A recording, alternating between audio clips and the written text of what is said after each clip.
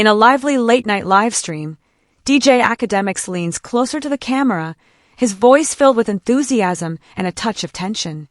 This moment marks one of those rare occasions in hip-hop commentary where opinions can split the community. The key question at hand? It's not about Kendrick Lamar's abilities or whether GNX was a success. The real inquiry is far more profound. Did Kendrick Lamar just drop a classic album? Welcome to Celebrity Cookies, where the tea is always hot and the stories come with sprinkles of surprise. Make sure to subscribe, leave a comment with your take on the story. With a smile, Akademiks begins the conversation in his trademark manner. Let me clarify, I'm a fan of Drake. That's no secret. I've been vocal about it. I think Drake's songwriting is exceptional, and he's been at the top of the charts for over a decade. But Kendrick just made waves with GNX. That's undeniable. It's bold, unapologetic, and quintessentially Kendrick, telling stories that no one else can. Yet, while he acknowledges the album's impact, Akademiks remain skeptical about labeling it a classic. I'm not saying GNX is subpar. Not at all, he gestures, weighing his words. But a classic? Let's not jump to conclusions. People throw that term around too easily these days. Just because something sells well and goes viral doesn't guarantee it will endure 10 years down the line. On the other hand, Wack 100, known for his outspoken nature, offers a contrasting viewpoint. Speaking with his characteristic confidence, Wack responds to Akademiks without hesitation. What makes GNX a classic is what Kendrick chose not to include, Wack argues. 12 tracks. It's concise. It doesn't feature every big name in the game. Most collaborations, they're with up-and-coming artists. That takes guts. The industry needed that, a reminder that substance still matters. Kendrick didn't play it safe commercially. He carved his own path. He set the stage, and others followed. Akademiks, never one to shy away from a debate, leans back in his chair and expands the discussion to critique the current music scene. Kendrick has mastered the timing aspect. I'll give him that. He can vanish for years and then drop a bombshell. That's power. Drake, on the other hand, floods the market. That's a different kind of power, but it comes with a cost. You don't let people miss you. Kendrick builds anticipation. That's why his releases feel monumental. But that alone doesn't make it a classic. The conversation then delves deeper into what defines a classic album in today's music landscape. It broadens beyond Kendrick's work to touch on context, culture, legacy, and who shapes the narrative in hip-hop. Wack elaborates. A classic isn't necessarily flawless, it's vital. GNX was significant. This album reminded everyone that the West Coast still has a voice and soul. For years, the South has dominated, with Atlanta leading the charge. But GNX, it brought back balance. He's right. GNX didn't just achieve remarkable streaming figures, it sparked a cultural phenomenon. Luther held the top spot on the Billboard 200 for 13 weeks, a noteworthy accomplishment in an era where attention spans are fleeting and playlists dominate over full albums. However, AK believes this alone doesn't resolve the debate. The charts don't determine what's a classic, AK argues. It's about the impact and legacy. We won't fully grasp GNX's legacy for a while. Just like how people initially dismissed 808s and Heartbreak upon its release, but now regard it as groundbreaking, that's my point. Albums need time to resonate. The silence in their discussion is significant. There's something undeniable about GNX's emergence. It didn't just chart, it created a buzz. It shifted fan communities and reignited long-standing discussions in rap. It revitalized the core of the genre. In a music scene where rap albums often disappear without making a mark, GNX distinguished itself. Its production, structure, and rollout were all carefully crafted, yet it felt authentic.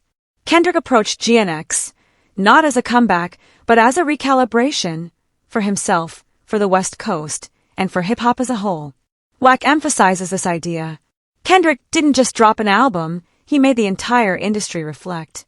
He proclaimed, "This is our current reality, and this is where I'm steering it." That's more than just music, that's leadership. That's why it's a classic.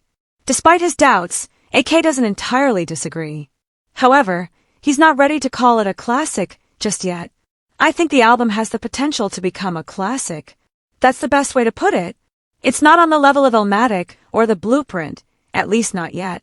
But it's part of the conversation, and that alone is significant. What makes this discussion so fascinating is the differing interpretations of classic from each individual.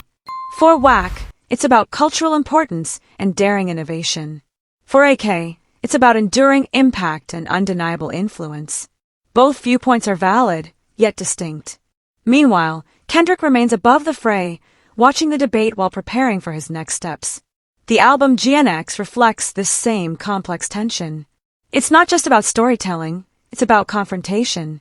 Tracks like Luther, Golden State Fire, and Dead Homies at Coachella explore themes deeper than typical chart toppers. Kendrick raps with the understanding that his words resonate beyond the immediate moment.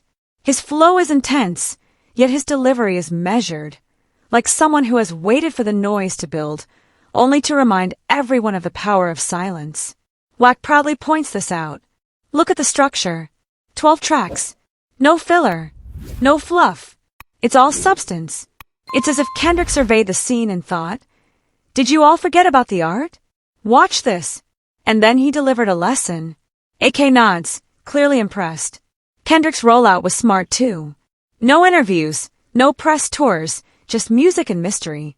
That shows he understands the landscape. He didn't play the algorithm game. He focused on building anticipation, and it really paid off. They both agree that Kendrick's absence was a strategic choice. His silence heightened the impact of his return, making it feel explosive. Wack smiles. When people start quoting your lyrics before the song even ends, that's something special. That's cultural significance. You don't see that with every project. As their conversation continues, it's clear that both men respect Kendrick's artistry, even if they have different views on what label it deserves. Additionally, it becomes clear that GNX represents something bigger than just Kendrick. It embodies hip-hop's attempt to reclaim its edge. In an era dominated by viral moments, where TikTok clips dictate trends and albums are designed for quick consumption, GNX offered a sense of unity. It provided a voice that didn't chase after relevance, but instead drew it back to its roots. The discussion shifts from who is right to what the conversation means. For AK, his hesitation to label GNX a classic comes from his belief that classics should feel sacred. For Wack, it's the project's impact and boldness that justify that title. As always, Kendrick releases his art and steps back, allowing the culture to engage in its own dialogue. That's part of his brilliance. He understands that conversation is essential to the experience. GNX wasn't made for universal acclaim. It was intended to provoke thought, reactions, and reevaluation. It was meant to resonate. By the end of our talk, AK slightly adjusts his stance. I'll say this. If in 5 years GNX still feels as urgent, raw, and essential as it does now, then I'll be the first to call it a classic. I just want to give it time. Wack leans in, smiling confidently as if he already sees the future. You'll come around, AK. You always do. And maybe he will. Because GNX, whether embraced or critiqued, has achieved something that few albums do anymore. It made the culture pause and reflect. It compelled fans to listen. It ignited discussions among critics. It encouraged other rappers to reconsider their approaches. Whether it's a classic or just a moment of brilliance, one thing is clear. Kendrick Lamar has reminded everyone that rap remains a battleground of ideas, and he's still one of its most powerful leaders. The album is more than just a collection of songs. It acts as a mirror, a warning, a blueprint, and a challenge. And if that's not classic behavior, then what is? I'd love to hear your thoughts on this situation, so please share your opinions in the comments. Also, don't forget to like, subscribe, and turn on notifications to stay updated on the story.